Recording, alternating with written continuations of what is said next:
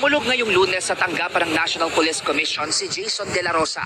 Siya ang inaresto at ikinulong na ama ng 20 anyos na si Dion De La Rosa na nasawi dahil sa leptospirosis matapos lumusong sa baha para hanapin siya. July 25 nang arestuhin ng Caloocan Police si Jason dahil umano sa paglalaro ng Karai Cruz na ilegal na sugal. Ayon sa abogado ni Jason, 4 na araw siyang kinulong ng walang formal na kaso. Ayon sa NAPOLCOM, labag ito sa 36-hour maximum detention period na pinapayagan ng saligang batas para sa mga naarestong walang legal na basehan. Article 125 of the Revised Penal Code of the Philippines outline the time frame of delivering a person arrested without warrant to a proper judicial authority. No? Specifically, delivering a detained person to a proper judicial authority for 12 hours for light penalties and 18 hours for correctional penalties and 30 hours for afflictive or other penalties. No? What is the crime? Anong mga krimen ang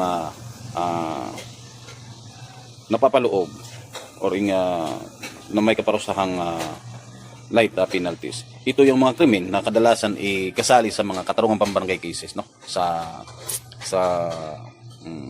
katarungang pambarangay under barangay justice system. Ito yung halimbawa ng slander, alarm and scandal, no? Tapos yung mga crime na may mga lights, slight physical injury, light coercion, light threats, ganyan, no? Yan na mga krimen is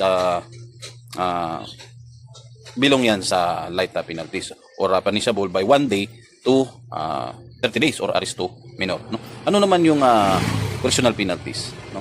Yung correctional penalties is ranging from days and 1 day to 6 years, no? Kasama na dun yung arresto mayor and ang prison correctional. Ano yung mga krimen na napaparusahan sa loob ng correctional penalties?